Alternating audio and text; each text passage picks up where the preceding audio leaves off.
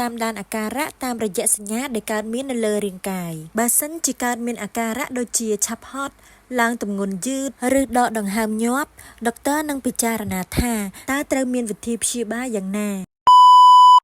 ជំរាបសួរបងប្អូនទាំងអស់គ្នាថ្ងៃនេះខ្ញុំសូមបង្ហាញបងប្អូននៅវីដេអូនៃដំណើរការចាក់វ៉ាក់សាំងអាយុ6ខែរបស់កូនបនរក្សាហើយឥឡូវនេះដែរពួកយើងបានឡើងមកដល់ផ្នែកឯកទេសកុមារហើយតែអូនកំពុងតែកេងលូកដល់លើកយកមកដាក់លើជញ្ជីងថ្លឹងទម្ងន់អូនក៏ភ្ញាក់ឡើងចាភ្ញាក់ឡើងគឺយំហ្មងអត់ចាំបាច់ទុកយូរទេកេងអត់ឆ្អែតផងអីផងអូនរៀងមួម៉ៅបន្តិចហើយចារើរੂអត់ព្រមឲ្យថ្លឹងទេអញ្ចឹងមានតែថ្លឹងបដាយំបដាអញ្ចឹងទៅមានទាំងកេងថ្លឹងផងអង្គុយថ្លឹងផងចាគ្រប់ម៉ូតគ្រប់ម៉ាកតែម្ដងទម្រាំតែថ្លឹងបានសម្រេចហើយអង្គុយនឹងបដាពេបបដាយំបដាកូនហើយកូនមិនទាន់បានចាក់វ៉ាក់សាំងផងយំប៉ុណ្ណឹងហើយទម្រាំចាក់វ៉ាក់សាំងទៀតយំប៉ុណ្ណាតែអូនកេងអត់ឆ្អែតហើយគឺរករឿងចឹងហើយម៉ាក់ប៉ាមិនបាច់ឆ្ងល់ទេ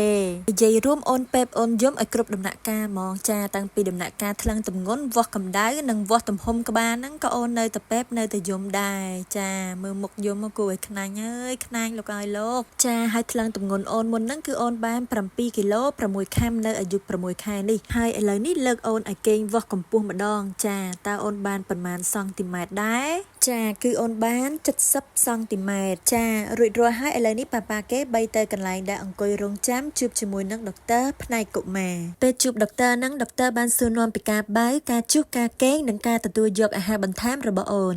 ព្រោះអូនក៏ចូលដល់វ័យត្រូវទទួលអាហារបន្ថែមដែរហើយចាហើយខ្ញុំបានឆ្លើយតបទៅដុកទ័រវិញថាអូនមិនបានកេងបានជុះធម្មតាចំណែករបបអាហាររបស់អូនក៏ខ្ញុំបានផ្ដល់ឲ្យតាមក្បួនខ្នាតតាមកម្រិតអាយុរបស់អូនដែរហើយដុកទ័របានប្រាប់មកវិញថាលទ្ធផលពិនិត្យសុខភាពរបស់អូនគឺអូនមានសុខភាពល្អទាំងទម្ងន់និងកម្ពស់លូតលាស់តាមស្តង់ដារអាយុអូនអញ្ចឹងថ្ងៃនេះអូនអាចទទួលវ៉ាក់សាំងអាយុ6ខែបានចាចំណែកឯវ៉ាក់សាំងដែលអូនត្រូវចាក់នៅក្នុងថ្ងៃនេះគឺវ៉ាក់សាំងការពារជំងឺគ្រុនផ្ដាសាយធំ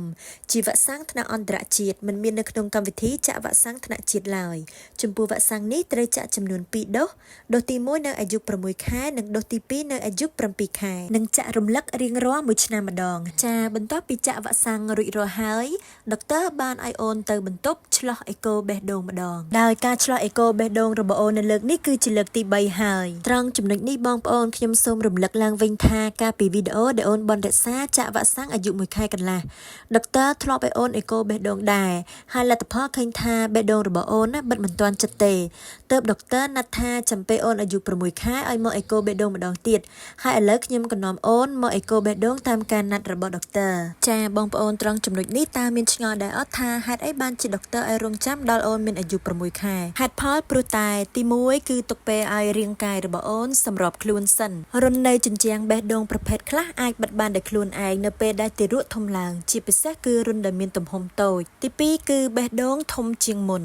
មើលឃើញច្បាស់ជាងមុនពេលដែលអូនមានអាយុ6ខែរចនាសម្ព័ន្ធបេះដូងនឹងកាន់តែធំឡើងធ្វើឲ្យដុកទ័រអាចវាយតម្លៃទំហំរបស់រុននិងផលប៉ះពាល់ចំពោះចរន្តឈាមបានកាន់តែច្បាស់ថែមទៀតទី3គឺតាមដានអាការៈតាមរយៈសញ្ញាដែលកើតមាននៅលើរាងកាយបើសិនជាកើតមានអាការៈដូចជាឆាប់ហត់ឡើងទម្ងន់យឺតឬដកដង្ហើមញាប់ដុកទ័រនឹងពិចារណាថាតើត្រូវមានវិធីព្យាបាលយ៉ាងណាចាតែសម្រាប់អូនបនរក្សាគឺអត់មានអាការៈទាំងអស់ហ្នឹងទេ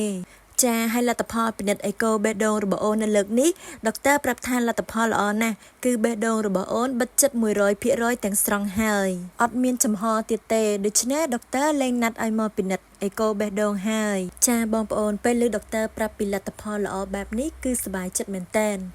ធូរចិត្តមែនតែម្ដងអស់បារម្ភអស់សង្ស័យហើយចាបងប្អូនបើសិនជាបងប្អូនមានកូនដែលទៅតែកើតចាហើយពេទ្យអេកូបេះដូងទៅឃើញថាបេះដូងរបស់អូនចំហបិទមិនទាន់ចិត្តចាកុំទាន់អាភ័យកុំទាន់អាបារម្ភខ្លាំងចាតាមដានជាមួយពេទ្យតាមការណាត់របស់ពេទ្យចាពេទ្យនឹងណាត់1ខែកន្លះឲ្យមកពិនិត្យអេកូម្ដងទៀតចាហើយបើសិនមើលឃើញថាបេះដូងរបស់អូននៅចំហ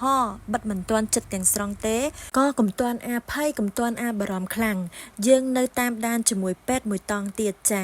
នៅអាយុ6ខែពេទ្យនឹងណាត់ឲ្យមកអេកូបេះដូងម្ដងទៀតដើម្បីបញ្ជាក់ជាលើកទី2ហើយបើសិនជាអេកូបេះដូងនៅអាយុ6ខែហ្នឹង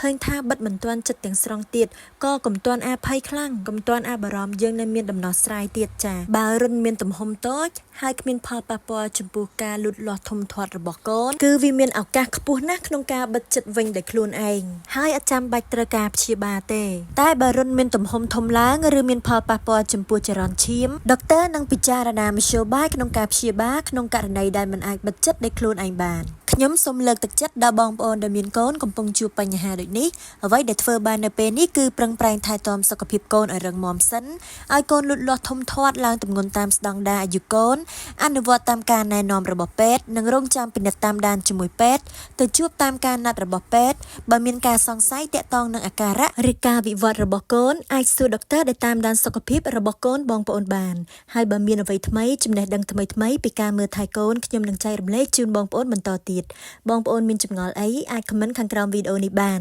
ខ្ញុំនឹងឆ្លើយតបតាមអ្វីដែលខ្ញុំអាចឆ្លើយបានហើយចុងក្រោយកុំភ្លេចចុច follow ឬ subscribe ខ្ញុំផងដើម្បីទទួលបានចំណេះដឹងថ្មីៗបន្ថែមទៀតសូមចែករំលែកវីដេអូនេះឲ្យមនុស្សជាទីស្រឡាញ់របស់បងប្អូនបានឃើញផងសូមអរគុណជួបគ្នានៅវីដេអូក្រោយៗទៀត